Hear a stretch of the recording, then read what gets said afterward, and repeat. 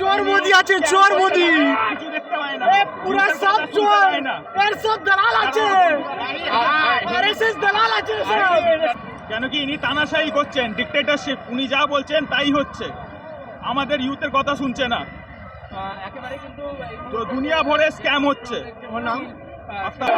এটা সারা দেশের যুব সবাই জেগেছে, সবাই জেগে গিয়েছে। দিল্লির যন্তর মন্তরে যে ছাত্র আন্দোলন শুরু হয়েছিল সেই আন্দোলনে এক টুকরো ছোঁয়া দেখা গেল কলকাতার রাজপথে। এই মুহূর্তে এসএফআই সহ একাধিক ছাত্র সংগঠনের উত্তাল গোটা কলকাতার রাজপথ। মূলত নিট কেলেঙ্কারির দুর্নীতির বিরুদ্ধে কেন্দ্রীয় শিক্ষামন্ত্রী ধর্মেন্দ্র প্রধানের পদত্যাগের দাবিতে মেতে উঠল কলকাতার রাজপথ। এবং যেসব আন্দোলনকারীরা আন্দোলন নেমেছেন তাদের প্রত্যেকের হাতে, কারো হাতে ফেস্টুন, কারো হাতে প্ল্যাকার্ড এবং বিভিন্ন স্লোগানে মুখরিত হয়ে উঠেছে এই কলকাতা ধর্মতলা চত্বর। এবং তাদের আন্দোলনকারীদের স্লোগান নরেন্দ্র মোদী কায়ার হে এবং ধর্মেন্দ্র প্রধানের পদত্যাগের দাবি নিয়ে মেতে উঠেছে কলকাতার গোটা প্রাঙ্গণ। এই আন্দোলন থেকে আন্দোলনকারীরা ঠিক কী বার্তা দিচ্ছেন বিস্তারিত শোনাবো প্রতিবেদনে। মানে এটা কি ধরনের সাংবাদিক কি বলবে? দেখুন, এগুলো হচ্ছে গদি মিডিয়ার কাজ। নুন খেয়ে নুন হারামি করতে পারে না অনেকে, তাই তারা এসব বলছে। ওসব কথায় আমরা কোনো রকমভাবে ভ্রুক্ষেপ করি না, কারণ সোশ্যাল মিডিয়ার যুগ, মানুষ বুঝে গেছে কারা গদি মিডিয়া আর কারা সত্য মিডিয়া। আজকে ছাত্রদের জীবন নিয়ে টানাটানি পড়েছে, তাদের অস্তিত্ব নিয়ে টানাটানি পড়েছে, সেখানে বিক্ষিপ্ত করার জন্য, মিছিলে বিশৃঙ্খলা করার জন্য কিছু মিডিয়া এসছে। তাদেরকে আমরা সসম্মানে বলবো, আপনারা ছাত্রদের পিছনে লাগেন না, কারণ ছাত্রদের অনেক কষ্টে তারা আজকের এই পড়াশুনো, নিজেদের হোস্টেল ছেড়ে এই রাজপথে আসতে বাধ্য হয়েছে। সুতরাং ছাত্রদের পিছনে দয়া করে নামবেন না। আপনারা যেখানে যাই করুন, কিন্তু ছাত্রদেরকে ন্যায় দেওয়ার পক্ষে। আপনার ঘরেও সন্তান আছে, আপনার সন্তানরাও একদিন ছাত্র হবে। শিক্ষাকে যেভাবে তলানিতে ঢেকেছিল বিশ্বমাঝে, সেই শিক্ষাকে বাঁচাতেই আজকে শিক্ষাপ্রেমী ছাত্ররা আজকে রাজপথে নেমেছে।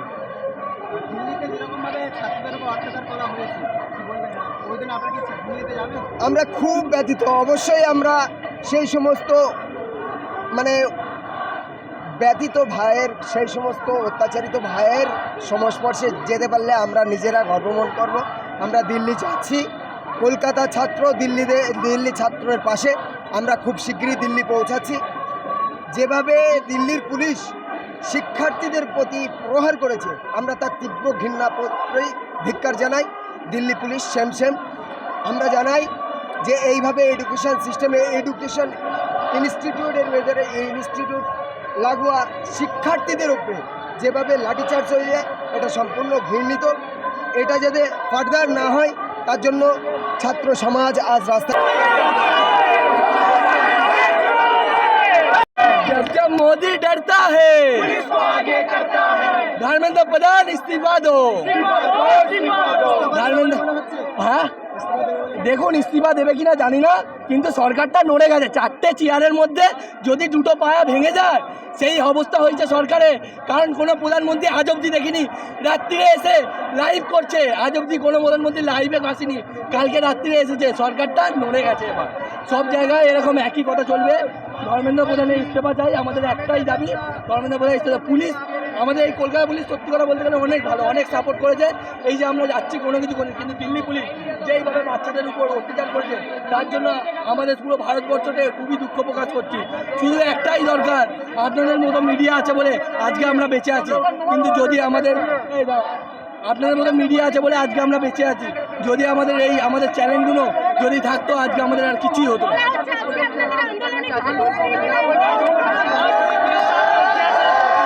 কিছু করতে পারবে না, এটা জনসাধারণ বেরিয়েছে, এটা ছাত্র সমাজ বেরিয়েছে। যখন ছাত্র সমাজ মাঠে নামে না, তখন আর কিছু করার থাকে না। দেখুন, আমরা কৃষক আন্দোলনেও দেখেছি, কৃষকরা এক বছর ধরে আন্দোলন করেছিল। এখন ছাত্র সমাজ যতক্ষণ না ওই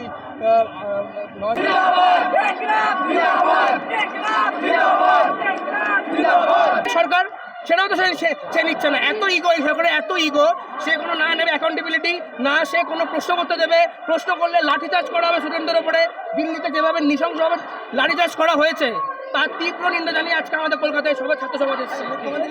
আমি এখানে একটা জিনিস জিজ্ঞেস করবো যে গতকাল আমরা দেখলাম যে রাত্রিবেলা সোনাম ওয়াংচুকের সাথে জেপি নাড্ডার দেখা হয়েছে, যেগুলো বলা হচ্ছিল, যে বক্তব্যগুলো ছিল, সেই বক্তব্যগুলোকে নিয়ে একটা জায়গায় পৌঁছানোর চেষ্টা করা হচ্ছে, সেটা নিয়ে কি বলবেন?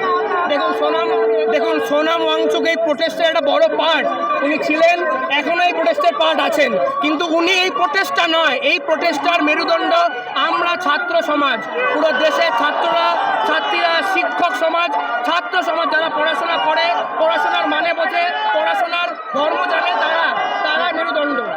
আমরা রিপ্রেজেন্ট করছি এই প্রোটেস্টটা, কোনো সোনাম ওয়াংচুক না, কোনো অভিজিৎ দীপকেও না। ওনারা শুরু করেছিলেন, চলবে, আমাদের দিয়ে চলবে এটা। কলকাতা হোক, পুনে হোক, মুম্বাই হোক, দিল্লি হোক, পুরো ভারতবর্ষ জুড়ে এই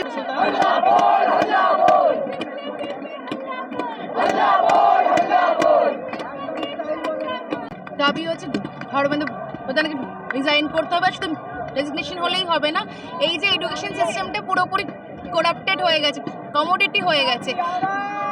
মানে এখন আর হাতে পয়সা না হলে এডুকেশন হবে না। 8,000টা সরকারি স্কুল বন্ধ হয়ে গেছে। আমরা কলেজ থেকে এসেছি, আমরা একটা সরকারি কলেজ থেকে এসেছি, ওখানে আমাদের না ঠিক করে ফ্যাকাল্টি আছে, না কোনো ডিপার্টমেন্ট ঠিক করে কাজ করছে। তো আমরা সরকারি কলেজ যারা ভালো স্টুডেন্ট ওরাই আমরা ওখানে করি চাই আমরা। তো এডুকেশন যাতে কমোডিটি না হয়, সবার জন্য যাতে এডুকেশন হয়, এটাই দাবি আমাদের।